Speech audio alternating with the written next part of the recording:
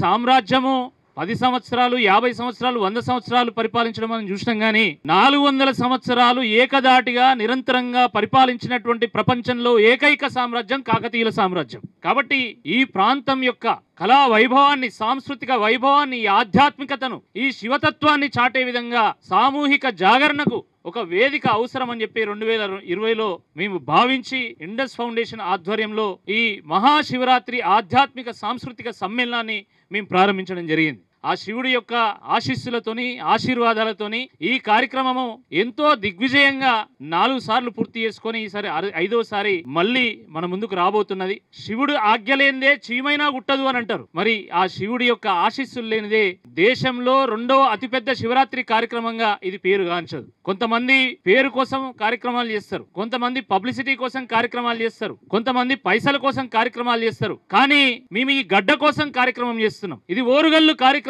ఇది శివుడి కార్యక్రమం. కాబట్టే ఓరుగల్లు ప్రజలు దీన్ని హక్కున చేర్చుకోవడం జరిగింది. గత 4 సార్లులానే ఈసారి కూడా ఈ కార్యక్రమానికి పెద్ద ఎత్తున మేము ఏర్పాట్లు చేస్తా ఉన్నాం. ఓరుగల్లు నలుమూలల నుండే కాకుండా తెలంగాణ వ్యాప్తంగా అనేక జిల్లాల నుండి ఈ కార్యక్రమానికి పెద్ద ఎత్తున శివభక్తులు వస్తూ ఉంటారు. కాబట్టి వాళ్ళకి ఎటువంటి ఆటంకం లేకుండా అన్ని ఏర్పాట్లు చేస్తాం. ట్రాఫిక్ సమస్య గానీ, లేదా పార్కింగ్ సమస్య గానీ, నీటి సమస్య గానీ, టాయిలెట్ సమస్య గానీ, ఆ కొరత గానీ ఇవేవీ లేకుండా అన్ని ఏర్పాట్లు మా యొక్క వాలంటీర్స్ చేస్తారు. సుమారుగా 200 మంది వాలంటీర్లు నెల రోజుల పాటు ఎంతో శ్రమించి ఈ ఓరుగల్లు యొక్క ఔన్నత్యాన్ని కాపాడడానికి, ఈ ఓరుగల్లు యొక్క ప్రభను ప్రపంచానికి చాటడానికి ప్రయత్నం చేస్తాం. గత సంవత్సరంలానే ఈ సంవత్సరం కూడా అన్ని ఏర్పాట్లు చేస్తాం, అన్ని పర్మిషన్స్ తీసుకున్నాము. అధికారులకు కావాల్సినటువంటి సూచనలు మా సైడ్ నుండి అన్ని కూడా చేసినాము. వాళ్ళ యొక్క సహకారం కూడా మేము తీసుకుంటున్నాము. కాబట్టి పెద్ద ఎత్తున ఈ యొక్క కార్యక్రమానికి శివభక్తులు, ఓరుగల్లు వాసులు, మన తెలంగాణ ప్రాంత వాసులందరూ కూడా రావాల్సిందిగా ఈ సందర్భంగా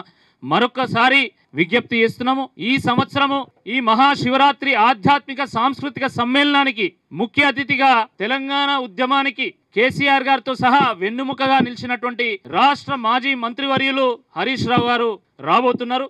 మీకు తెలుసు, వారు ఈ ఆధ్యాత్మిక సాంస్కృతిక కార్యక్రమాలు ఎక్కడున్నా వాటిలో పాల్గొని మరి సరైనటువంటి సందేశం ఇస్తా ఉంటారు. వారు ఓరుగల్లుకు ఈ యొక్క కార్యక్రమానికి రావడం నిజంగా మేము అదృష్టంగా భావిస్తా ఉన్నాం. అదే విధంగా మరి ప్రతిసారిలానే ఈసారి కూడా ఈ యొక్క కార్యక్రమము సహస్ర లింగార్చన అనేటువంటి ఒక కార్యక్రమం, పూజా కార్యక్రమంతో ప్రారంభమవుతుంది. మన సాంప్రదాయంలో మన ఏ కార్యక్రమం అయినా కూడా పూజ ద్వారా ప్రారంభించుకుంటాం. ఇది శివుడి కార్యక్రమం కాబట్టి ఆ సహస్ర లింగాలను అర్చన చేసి ఈ యొక్క కార్యక్రమాన్ని మనం ప్రారంభించబోతున్నాం. మిత్రులారా, ఓరుగల్లులో ఒక వేదిక వేస్తే ఇంతమంది వస్తారా, అంత ఆధ్యాత్మిక శక్తి ఈ మట్టిలో ఉన్నదా అని చెప్పి చాలా మంది మొదట మాట్లాడిల్లు.